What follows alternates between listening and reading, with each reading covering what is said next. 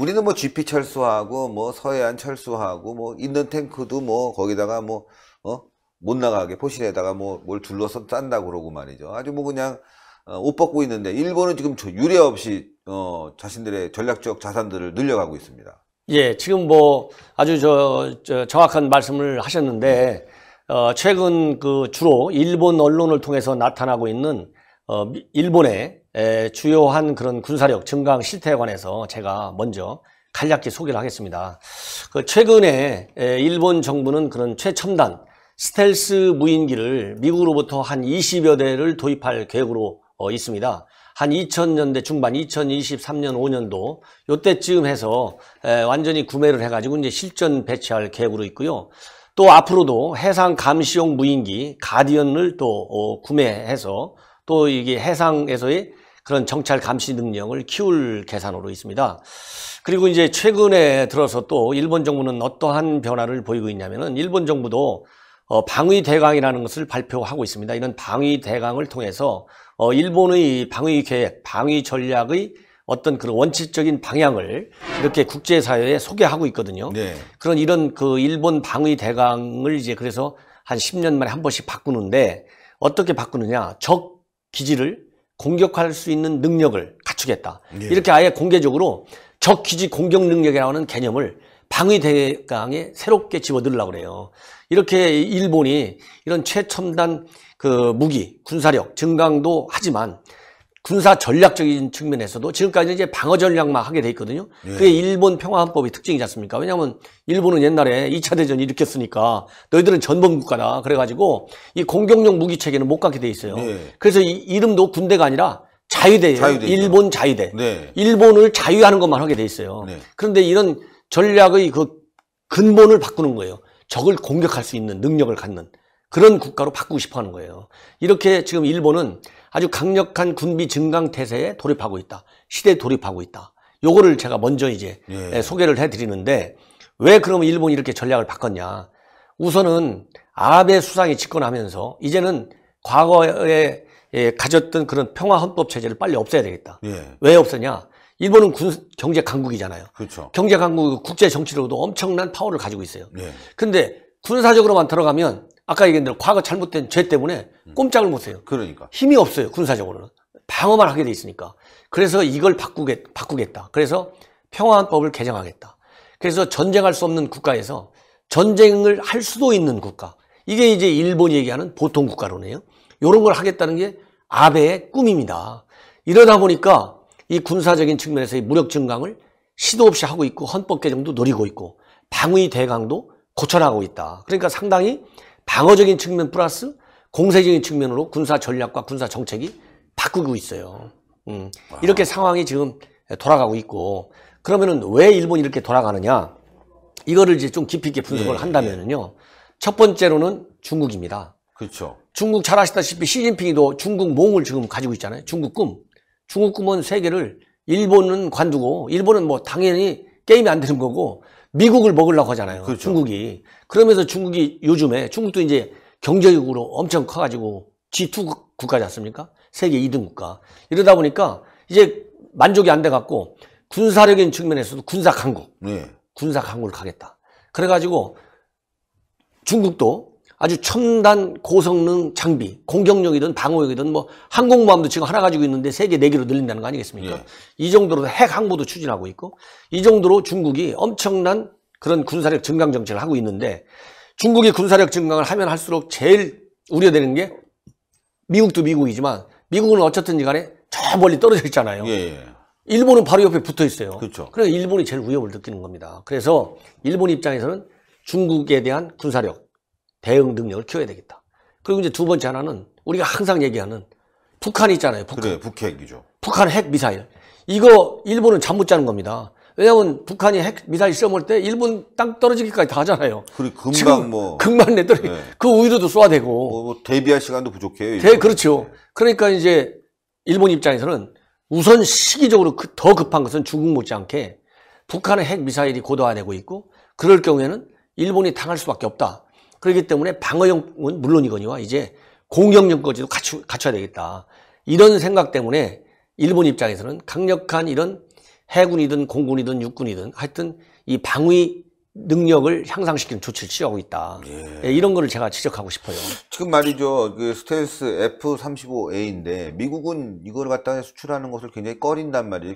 기술 이전도 그렇고요. 왜냐하면 자신들의 전략적 자산 그 아주 고도의 하이테크한 기술들이 빠져나갈 수 있으니까. 그런데 지금 미국과 일본의 동맹은 아주 결속되면서 이번에 이제 그 스텔스기 도입에도 기술 이전까지 포함돼서 아주 그냥 적극적으로 일본을 밀어주고 있단 말이죠. 이렇게 되다 보면 미일 동맹이 강화되고 또 우리는 자꾸 북한에다가 경도돼서 말이죠. 친북적인 어떤 사고를 갖게 되면 주한미군의 역할이 완전히 줄어버려서 일본을 중심으로 해서 미일 동맹이 굉장히 굳건해지면서 우리는 동떨어져서 말이죠. 낙동강 오리알 신세가 될 수도 있겠다. 지금 미국 입장에서는 그런 수를 생각할 수도 있단 말이죠. 지금 대한민국에서 주둔하고 주한미군을 두는 것이 훨씬 더 유리한데 이 동북아 정세에서는 자꾸 말을 안 들으니까 일본으로 뺄 수도 있다. 예. 그래서 이렇게 일본에게 무기도 수출하고 또 미일 동맹 또 훈련도 계속 강화시키는 것이 아닌가 이런 우려가 들거든요.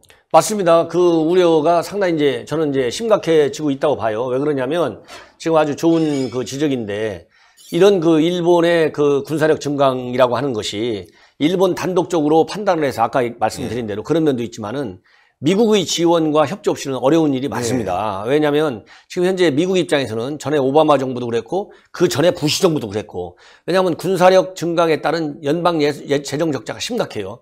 우리 이번에 한미 방위비 협상하는데 돈 똑바로 내라는 거 아니에요. 그렇죠. 그리고 트럼프가 심심한 한 번씩 얘기잖아요. 우리가 왜 미군에 그런 돈을 엄청나게 하냐. 한국은 무임승차하고 있다고 그러잖아요. 그렇기 때문에 특히 트럼프 행정부에서는 돈과 직결시켜갖고 가치 동맹이 아니고 돈과 관련해서 동맹을 재평가해버려요. 이러다 보니까 굉장히 그런 어려움 측면이 많이 있거든요.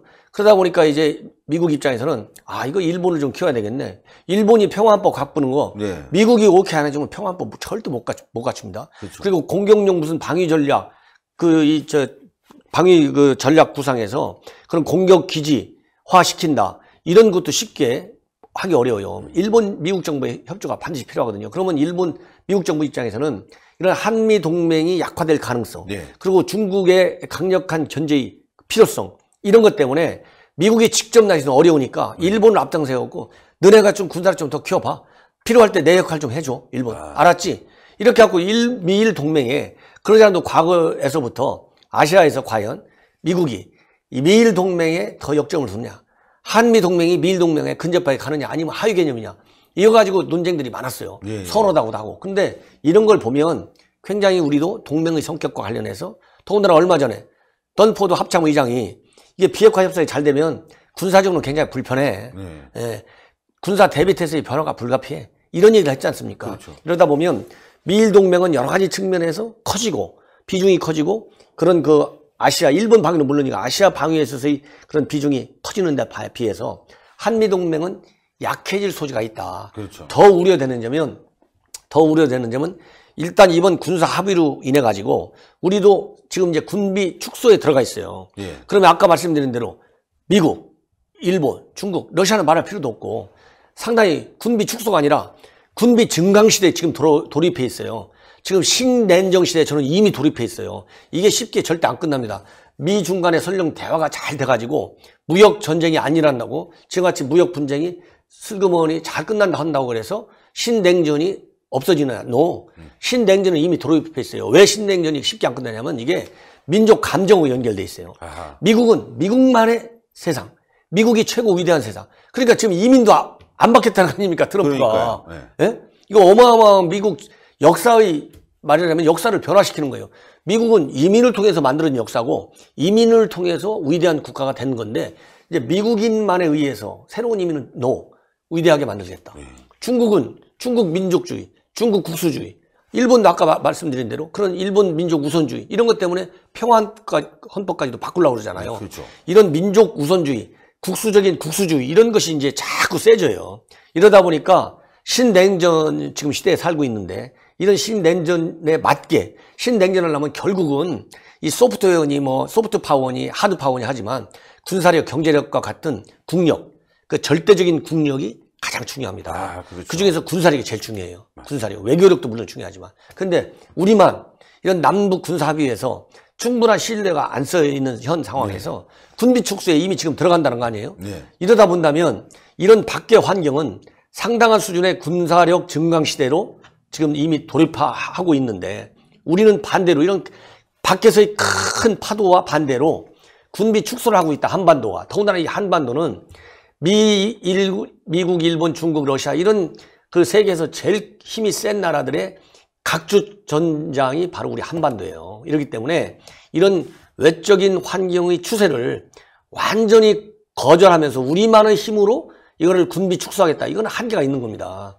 그렇기 때문에 우리도 이런 외적, 군사적, 정치적, 외교적인 환경이 이렇게 급변하고 있거든요. 네. 그래서 우리가 한미 전통적인 동맹의 핵심은 대북 억지력이다. 그리고 대북 억지력은 선의로 김정은이 말 하나만 갖고 핵이 없어진다. 이런 전제에 이루어지면 안 돼요. 네.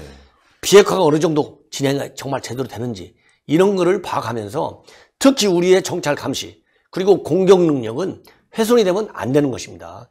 이런 방향에서 한미동맹도 유지해 나가야 된다. 그렇죠. 이렇게 저는 말씀을 드리고 싶어요. 아, 오늘 중요한 말씀해 주신 것 같아요. 왜냐하면 지금 일본은 계속 군비를 증강시키고 지금 미일 동맹을 통해서 무기도 계속 첨단화시키고 있는데 우리는 지금 거꾸로 가고 있는 거죠. 전방에 있는 이 무기들, 북한을 감시하기 위해서 개발한 무기들도 지금 실전에 배치도 못할 뿐만 아니라 개발 자체 연습도 못하고 있는 상황이 되지 않았습니까? 그래서 지금 현재 이번에 이제 남북 간의 합의에 의해서 미래의 그런 군사력 증강 문제도 남북이 함께 논의하게 되어 있습니다. 일단. 근데 이게 저는 앞으로 상당히 독수 조항으로 발동할 가능성이 많다. 왜냐하면 사사건건 남북 군사 공동회의가 열리면 북한에서 아니 왜 LCM을 도입하려고 그래? 이거 안 되는 거야. 또 삼축 체계 구축해야 되잖아요. 이거 안 되지. 이거는 안 하기로 했잖아. 이러면 우리가 뭐라고 과연 이제 논리적인 그런 설득을 할 것이냐. 그래서 이런 남북 군사 합의와 관련해 가지고 우리의 대북 억지력을 손상시킬 수 있는 조항에 관해서는 어떤 형태든지 이런 그 대북 억지력 그리고 공격 능력 또 감시 능력 정찰 감시 능력이 손상되지 않게 이런 군사 장비 면에서도 시급하게 보완 조치를 강구해야 된다. 이런 말씀을 드리고 싶습니다. 아유, 감사합니다. 오늘 중요한 맥을 잡아주셨습니다. 일본이 지금 계속 군비 증강을 하고 있는데 이거를 정말 저희가 잘 판단해서 대응하지 않으면 그야말로 이제 한미동맹이 아니라 이제 미일동맹이 주축이 돼서 이 동북아시아 정세를 이끌어 나간다면 우린 낙동강 오리알 신세가 돼서 말이죠. 북한에도 붙을 수 없고 미국에도 붙을 수 없고 일본에도 붙을 수 없고 그야말로 혼자 외교적 고립을 자초하는 그런 결과가 되는 것 같습니다. 오늘 전옥현 차장님 말씀 주변에 좀 많이 좀 설파해 주시고요. 알려주시고 또 틈나시는 대로 전옥현 차장님의 안보정론TV도 좀 많이 시청 부탁드리겠습니다.